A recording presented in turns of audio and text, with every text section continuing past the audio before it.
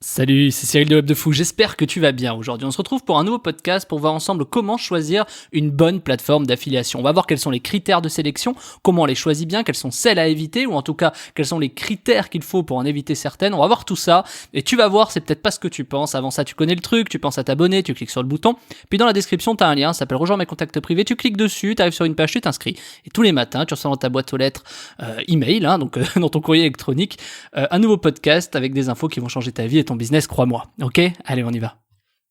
Je vais quand même le rappeler au départ, une plateforme d'affiliation, c'est quoi? C'est un intermédiaire qui met en relation quelqu'un qui a un produit avec quelqu'un qui veut le vendre. Voilà, donc en gros, toi, tu as un produit, tu t'adresses à une plateforme d'affiliation. Cette plateforme d'affiliation prend ton produit et elle regarde un peu son réseau. Donc dans son réseau, il y a des gens qui veulent bien relayer ce produit. Ces personnes qui relaient le produit, ils envoient du trafic dessus. Et toi, qui as proposé ton produit, tu encaisses, tu rémunères la plateforme qui rémunère celui qui a envoyé le trafic. Voilà, ça, c'est une plateforme d'affiliation. Donc tout le monde prend sa marge au milieu, bien sûr. Imaginons, tu prends un produit à 100 €, tu le vends. Tu t'adresses à une plateforme d'affiliation, tu vas lui dire que tu vas rémunérer à 50%, donc on va dire 50 €, et elle va rémunérer par exemple 30, 40, 10, 20, 30 €, on sait pas, en tout cas en dessous de 50, la personne qui va envoyer du trafic pour vendre. Et elle va prendre donc sa commission au passage. Voilà. Donc ça, c'est une plateforme d'affiliation. Alors, comment est-ce qu'on choisit une plateforme comme ça? Alors, comme tu le vois, tout dépend de quel côté tu te situes. On va voir les deux côtés, c'est-à-dire quand tu as un produit et que tu veux le mettre en affiliation, et on va voir quand tu es éditeur, c'est-à-dire quand toi tu as du trafic mais que tu n'as pas de produit et que tu as envie de l'envoyer. Ça peut être l'exemple si tu as un site, si tu as tes bases mail, si tu as voilà. À partir du moment où tu as de l'audience, ça peut être YouTube, si tu as une chaîne YouTube, ça peut être énormément de sujets comme ça, tu vois. Donc en fait, à partir du moment où tu as de l'audience et que tu peux t'adresser à des gens, comme moi avec Web de Fou, tu vois, je pourrais t'envoyer un email avec un produit où tu cliquerais dessus, t'achèterais et je toucherais une com dessus. Donc on va voir ces deux côtés-là, donc toi qui proposes le produit et toi qui justement relaie le produit pour avoir des commissions. Voilà. Alors le premier cas, on va parler du côté éditeur, publisher, c'est-à-dire le côté de la personne qui a le site et qui envoie du trafic pour gagner des commissions. De ce côté-là, comment on choisit une bonne plateforme? Alors, un des premiers critères, ça va de soi, c'est paie-t-elle, tu vois? Est-ce que la plateforme d'affiliation va te payer? Ça me paraît un peu évident de le dire, mais c'est quand même un des premiers critères, contrairement à ce qu'on croit. Quand on commence l'affiliation, au départ, on se dit, oui, je prends là où il y a un programme qui m'intéresse, certes. Mais quand t'es nouveau, les mecs le voient vite, et du coup, ils peuvent vite ne pas te payer. Alors, c'est pour ça qu'il y a certaines garanties, il y a certaines plateformes où tu peux être certain qu'elles te paieront quoi qu'il arrive, mais même si elles te paient quoi qu'il arrive, ils peuvent te payer un an après, tu vois? T'as le temps de mourir 10 fois au milieu, si tu commences dans le web. Donc il y a certains critères de sélection. Donc le premier, c'est paie-t-elle, tu vois, est-ce que la plateforme paie-t-elle? Ensuite, imaginons elle paye, un des autres critères qui va être, c'est a-t-elle des offres qui me correspondent? Par exemple, si tu as une niche, je sais pas, on va prendre cet exemple de la minceur, parce que je prends souvent l'exemple de la minceur, est-ce que cette plateforme d'affiliation, bien qu'elle paye, a-t-elle des programmes de minceur? Donc à partir de là, ça devient un peu compliqué, parce que tu es obligé d'ouvrir quelques plateformes et voir un peu s'ils ont des programmes. La plupart des gens, aussi intelligents soient-ils, s'ils cherchent de la minceur, ils vont chercher des plateformes spécialisées en minceur. Ça, c'est un des premiers critères où il faut faire très attention, pour une simple raison, c'est que si t'es le premier à le taper naïvement sur Google, il y en a 300 000 autres qui l'ont tapé dessus. Et pourquoi c'est pas forcément bien de faire ça, bien que ça peut paraître bien, c'est qu'en fait, quand tu fais ça, tu vas arriver sur une plateforme qui regroupe l'essentiel. Leur job, c'est de trouver l'essentiel des offres en affiliation d'annonceurs qui veulent relayer des offres de minceur. Donc en fait, tu vas te retrouver en combat avec peut-être, je sais pas, je dis ça au pif, avec 30 programmes qui vont être de toute façon un peu tous les mêmes, tu vois, ils sont juste marketés un peu différemment, et tu vas devoir choisir entre tous ces programmes. Et le souci là-dedans, c'est qu'il n'y a pas forcément des offres uniques. Et donc je bascule sur l'autre critère, c'est que si t'as pas beaucoup d'offres uniques, ça veut dire que tu vas envoyer la même chose que tout le monde et donc tu vas pas faire forcément beaucoup d'argent. On va prendre l'exemple de, je sais pas, imagine tu vends des pâtes. Enfin, tu vends des pâtes. Toi, tu vends pas des pâtes, mais tu veux envoyer du trafic pour des gens qui achètent des pâtes. Si t'as Panzani, Barilla, etc., tu dis ouais, je vais aller me spécialiser dans les pâtes. Tout le monde connaît Barilla, Panzani, etc. Mais là, tu vas me dire des pâtes, toi, t'en achètes tout le temps. Tu vois ce que je veux dire? T'en achètes tout le temps. D'autant plus quand il y a le confinement, t'en achètes beaucoup. Mais tu vois ce que je veux dire? C'est que du coup, quand c'est de l'alimentaire et que c'est du consommable, forcément, tu vois, je veux dire, à un moment donné, t'es habitué à la marque, tu rachètes. Mais quand c'est de la minceur, un programme où si tu vends des choses un peu plus haut de gamme avec une seule consommation possible, tu vois, comme une formation, par exemple. Si tu vends une formation, une fois qu'elle est consommée, eh ben, c'est là où il faut faire attention. C'est là où il faut faire très très attention parce que c'est pas parce que Panzani... En fait, regarde, si je te mets des pâtes Panzani et que je te mets à côté des pâtes, je sais pas, Toto Bio, tu vas prendre logiquement Panzani de base. Alors à part si t'es sensible à tout ce qui est bio, etc. Mais si t'as des pâtes bio et que je te le vends bien, forcément tu prendras le Toto Bio, parce qu'il y a beaucoup plus d'arguments de tiens c'est quoi, est-ce que c'est pertinent, est-ce que c'est meilleur, est-ce que c'est bon pour la santé, est-ce que c'est bon pour le machin, tu vois, il y a d'autres arguments tout de suite, même s'ils sont inconnus, qui vont faire que ça vend plus. Et je te dis tout de suite, si tu vends des pâtes Panzani ou des pâtes Toto Bio, eh ben Toto Bio se vendra plus sur ton site. Pourquoi ? Et c'est assez évident quand je vais te le dire, c'est que même si la marque est pas connue, justement aujourd'hui les gens, de toute façon, vaut mieux une marque pas connue qui soit bien vendue, les gens achètent beaucoup plus qu'une marque connue qui est vendue partout. Pourquoi ? Parce qu'à partir du moment où tu prends des offres qui sont vendues partout, il va falloir que tu te démarques d'une certaine façon dans la communication. Et même si tu te démarques dans la communication en vendant bien le truc, les mecs à la fin ça reste un paquet de pâtes, tu vois, Panzani, tu vois ce que je veux dire ? Donc du coup ils connaissent le truc, ils sont pas obligés de passer par toi s'ils ont pas un bon prix. Donc si tu fais la même chose que tout le monde, c'est ça là, la petite leçon, si tu fais la même chose que tout le monde, bah tu feras pas plus, au contraire tu ramasseras les miettes. Dis-toi que si vous êtes 500 à vendre un programme de minceur le même, il y a pas de raison que t'aies des taux explosifs, tu vois, enfin pourquoi toi, tu vois. Donc bien sûr que non, donc il faut trouver une valeur ajoutée, et c'est pour ça que c'est très très très intéressant d'aller sur des plateformes avec des offres uniques. Donc là, tu as deux choix, soit la plateforme d'affiliation qui est spécialisée dans la minceur va te proposer des offres spécialisées dans la minceur, mais des offres uniques, auquel cas, encore une fois, si tu as tapé sur Google et que c'est le premier résultat, tu peux être sûr que tout le monde l'a fait, et donc est-ce qu'elle est vraiment unique ? Oui, mais elle va mourir en 1 ou 2 semaines la marque, parce que forcément si vous êtes 500 à relayer le même truc, je veux dire dans 2 semaines, il y a plus, tu vois, enfin ça a fait le tour quoi.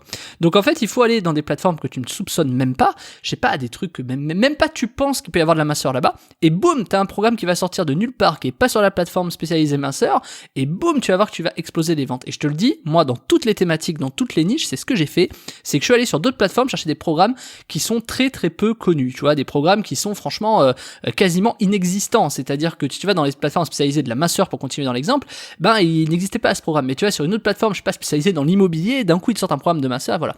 Pourquoi ça existe ça ? Comment c'est possible ?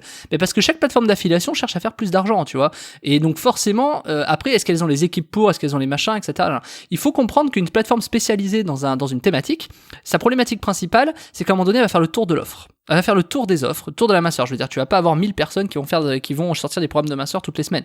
Donc tu vois, va y avoir un peu un blocage à un moment donné. Et donc ce blocage, eux, pour essayer d'aller plus haut, si tu veux, de gagner plus d'argent, ce qu'ils font, c'est soit, ils essaient de trouver des nouvelles marques, c'est-à-dire c'est le même produit, mais ce qu'on appelle en marque blanche, mais on s'en fiche de ce que c'est, je le détaillerai pas ici.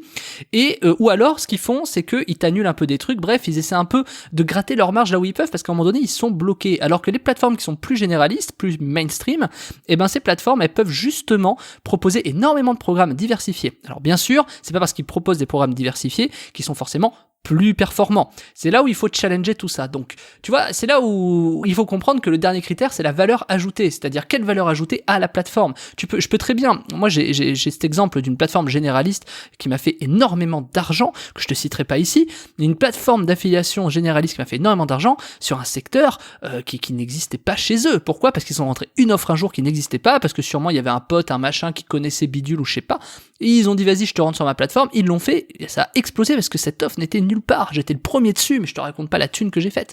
Donc c'est ça qu'il faut que tu comprennes, il faut être à l'affût de ça. Et le problème principal que tu vas rencontrer quand tu regardes des plateformes d'affiliation, que tu cherches des offres uniques, etc., le problème principal que tu vas rencontrer, il est assez terrible, c'est le temps. C'est-à-dire il faut t'inscrire sur toutes les plateformes, ça prend du temps, quand tu es inscrit il faut consulter les offres régulièrement.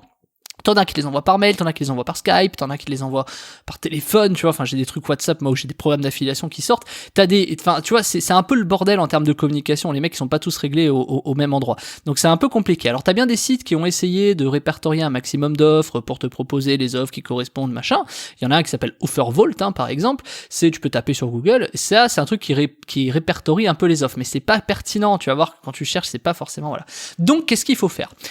Moi, un de mes conseils principaux que je peux te donner, et évidemment ça va pas se faire en 2 jours, c'est de t'inscrire sur toutes les plateformes. Quand tu t'inscris sur toutes les plateformes, tu vas avoir beaucoup de contacts, tu vas avoir beaucoup de mails avec ces trucs-là. Et tu peux embaucher un stagiaire ou tu peux le faire toi-même, tu regardes tous les matins un peu, ou toutes les semaines, les offres qu'ils ont. Tu vas sur les sites, tu regardes par mail, etc. Tu te prends un petit créneau d'une demi-heure, 3/4 d'heure par semaine, et tu regardes les offres. Et tu vas voir qu'à un moment donné, ça va arriver, tu vois, il va y avoir des nouvelles offres. Sauf que très souvent, il faut que tu demandes également à la personne qui va être ton chargé de compte, c'est-à-dire la personne qui va être responsable de toi dans la plateforme d'affiliation, il faut lui demander s'il n'a pas d'autres offres, tu vois, parce que en fait, dans les plateformes d'affiliation, tu as des offres qui sont cachées. Mais on y viendra dans un autre podcast plus tard. Donc du coup, comment tu choisis ta plateforme d'affiliation ? Donc je t'ai répondu, est-ce qu'elle paye ? Est-ce qu'il y a des offres uniques ? Et quelle est la valeur ajoutée de la plateforme qui te correspond ? C'est-à-dire est-ce que la valeur ajoutée que toi tu donnes, est-ce qu'elle correspond à la plateforme d'affiliation ? Et pour terminer, bien sûr, et là c'est une fausse bonne idée, a-t-elle de bonnes rémunérations? J'ai déjà fait un podcast sur le sujet. La rémunération, c'est pas parce qu'elle est plus haute que tu vas faire forcément plus d'argent. C'est-à-dire que là où c'est plus haut, c'est fait pour attirer les éditeurs. Moi, je vais te donner l'exemple. J'ai relayé un jour Mythique. Je vais te donner mon petit exemple personnel. J'ai relayé Mythique. Mythique, c'était chez Time One. C'était à 8 € du lead à une époque. Il y a bien longtemps. C'est peut-être toujours le cas, je sais plus. Donc, c'est à 8 € du lead. Moi, j'ai dit, OK, je vais prendre l'offre, je vais la mettre sur ma régie. Et donc moi j'ai une régie d'affiliation également, donc je vais faire de la sous-affiliation, et je vais mettre le lead pour mes affiliés à 15€. Et là tu te dis, mais attends, si tu gagnes 8, pourquoi tu vas payer les gens 15? Tu perds de l'argent. En effet, j'ai perdu de l'argent, sauf que ça m'a permis quoi? Écoute bien, ça m'a permis d'attirer tous ceux qui avaient Mythique à 8€, ben chez moi ils les avaient à 15€. Et donc du coup, oui je perdais de l'argent au départ, oui, sauf que derrière, chez moi, ils découvraient d'autres programmes, des offres uniques, et il me faisait la marge sur d'autres choses, qu'on appelle communément dans le business des produits d'appel avec des marges arrière, enfin je te passe les détails. Mais donc grosso modo, ce qui s'est passé, c'est qu'en proposant le produit, le lead plus cher, en perdant de l'argent, clairement, je pouvais derrière attirer des éditeurs. Ils découvraient ma plateforme, ils découvraient mes offres uniques, ils envoyaient sur les offres uniques et là je marchais beaucoup plus. Donc je me rattrapais, je faisais plus d'argent. Donc tu vois, pourquoi je te dis ça? Parce que c'est pas parce que t'es mieux rémunéré quelque part que c'est forcément mieux. Moi je te le dis par expérience, le truc de Mythique, donc moi je l'ai mis plus cher, mais est-ce que les mecs faisaient plus d'argent chez moi que chez Time One? Je ne pense pas. Je n'en sais rien, tu vois. Toujours est-il qu'ils sont restés chez moi à un moment donné, plus pour faire Mythique, c'est sûr, parce qu'à un moment donné je les ai vus, ils sont repartis chez Time One faire du Mythique, sinon ils le faisaient chez moi. Mais par contre ils sont restés chez moi pour shooter autre chose.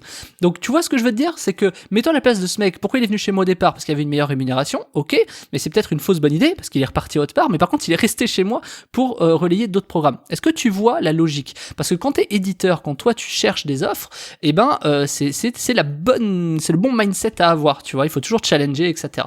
Donc comment choisir une bonne plateforme d'affiliation quand on est éditeur? C'est comme ça, voilà, c'est valeur ajoutée, offre unique, paie-t-elle, a-t-elle de bonnes rémunérations, tu peux tester, etc. Ça te permet de faire, en fait, la rémunération, si elle a de bonnes rémunérations, ça va t'attirer, tu vas y aller. Mais en fait, l'intérêt de ça, c'est pas de faire plus d'argent parce qu'elle a une meilleure rémunération, c'est d'aller découvrir les nouvelles offres. C'est-à-dire, en fait, c'est comme un gros coup de pied dans les fesses, quoi. Voilà. Ensuite, il y a le côté annonceur qui va être assez rapide, hein. Comment tu choisis une bonne plateforme d'affiliation? Quand t'es annonceur et que tu veux relayer ton produit, c'est assez simple, en fait. C'est très simple. C'est-à-dire que, est-ce que déjà t'as des statistiques? Est-ce que ces statistiques, t'as des gens qui peuvent te les performer? Est-ce que t'as des grandes personnes performantes qui peuvent vraiment faire ça? Parce que t'en as qui te disent, ouais, moi j'ai une plateforme d'affiliation, ils ont 20 éditeurs, 20 annonceurs. Ils y connaissent rien. Vaut mieux t'adresser à des grosses sociétés qui, eux, ont l'habitude de ça et peuvent te garantir des performances, etc. Mais le problème, c'est que les grosses sociétés, elles coûtent cher. Donc en fait, quand t'es annonceur, c'est un peu comme quand tu vends ton produit un peu partout. C'est-à-dire, faut faire le bon rapport entre le coût que ça te coûte et les gens, est-ce que t'as un bon feeling, etc. Parce que quand c'est toi qui proposes le produit, il faut que ça corresponde aussi à ton image de marque. Exemple, si tu vends, tu vois, autant je te disais chez un éditeur qu'il faut trouver l'offre unique, etc. Mais autant toi, si t'es annonceur, pourquoi tu mettrais ton programme de masseur sur une plateforme qui vend de l'immobilier? Tu vois, réfléchis à ça. Mais est-ce que c'est pertinent de le faire? Pour le coup, du côté éditeur, je te dis que oui, mais c'est quand même un peu caché.